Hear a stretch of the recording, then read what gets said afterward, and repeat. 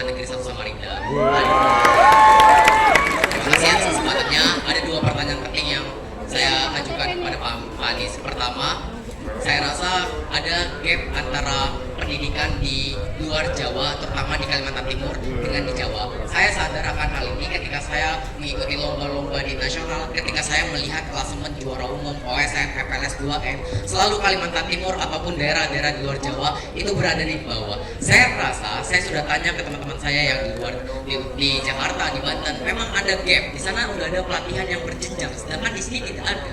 Makanya pertanyaannya, bagaimana kebijakan Pak Anies yang konkret untuk menghilangkan gap ini, untuk menghilangkan gap pendidikan ini? Kedua juga soal transportasi umum, Pak Anies, tolong dijelaskan.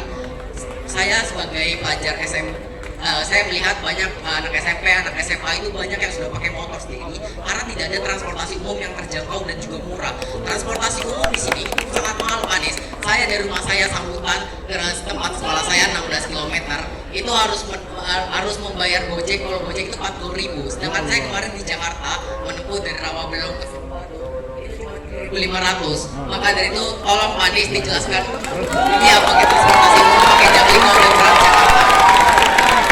Maka dari itu tolong dijelaskan agar kecelakaan bagi para pelajar di Samarinda juga berkurang. Ya, oke. Namanya sekali siapa?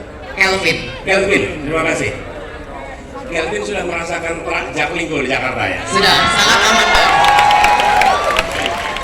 Ya, terima kasih. Gini, pertama tentang gap pendidikan. Ini problem nyata yang menurut kami bila itu tidak diselesaikan, maka ketimpangan ekonomi akan selalu terjadi. Kenapa? Karena banyak anak-anak dari berbagai daerah dikirim ke Jogja, ke Malang, ke Bandung untuk pendidikan. Betul tidak?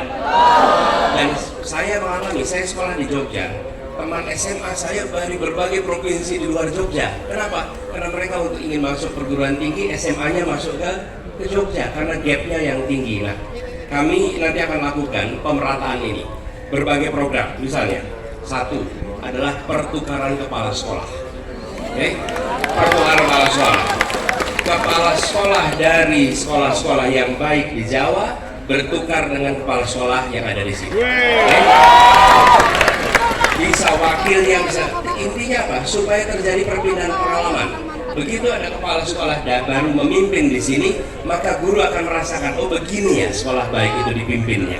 Di sisi lain, kepala sekolah di sini dikirim ke sana untuk belajar bagaimana mengelola sebuah sekolah yang baik.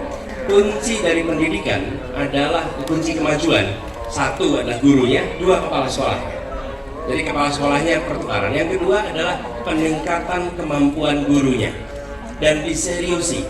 Diseriusi artinya begini. Di tempat-tempat yang kita pandang perlu ada dorongan peningkatan, kirimkan pelatih, kirimkan program, dan kemudian tingkatkan kompetensi itu. Kami akan lakukan itu di Kalimantan Timur supaya tidak perlu pergi-pergi nanti jauh. Oke. Yang ketiga, siapkan fasilitas belajar yang setara. Apa itu artinya? Misalnya begini, fasilitas internet, fasilitas perpustakaan, buku, sehingga ekosistem belajarnya tumbuh dengan baik, gitu ya. Yang kedua, soal transportasi umum. Ini yang hendak dibangun. Jadi kami melihat keluarga-keluarga itu uangnya habis untuk transportasi. Betul ya? Bensinnya mahal, kendaraan pribadinya juga harus kredit mahal. Kenapa? Ini problem besar di Republik ini. Berpuluh tahun negara hanya memikirkan bikin jalannya. Urusan kendaraannya diserahkan pada keluarga untuk menentukan. Betul tidak?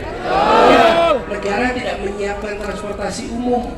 Transportasi umum itu seakan-akan bukan bagian dari tanggung jawab negara. Yang dibangun oleh negara itu hanya jalan saja. Sesudah itu silakan Anda kredit motor, silakan kredit mobil, saya beri subsidi untuk BBM-nya. Itu negara berpandangan begitu. Saya termasuk yang ingin merevisi pandangan itu.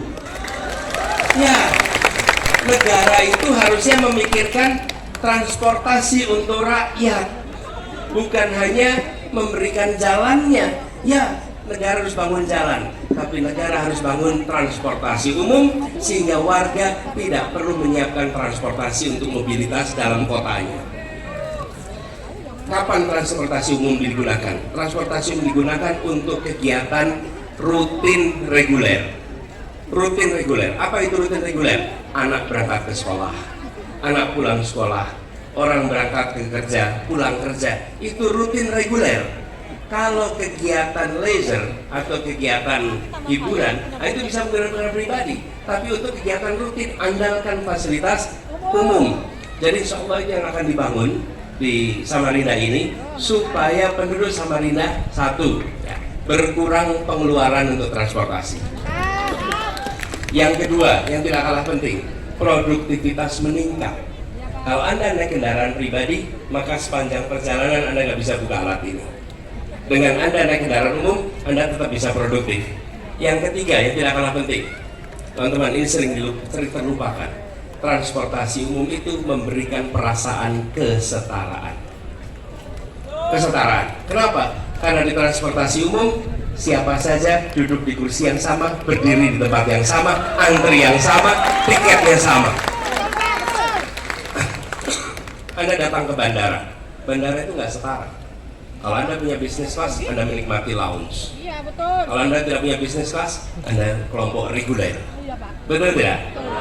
Transportasi umum tidak ada bisnis, tidak ada ekonomi. Semuanya sama, antrinya sama, tiketnya sama, duduknya sama, berdirinya sama, haltenya sama. Inilah instrumen pembangun kesetaraan yang mempersatukan.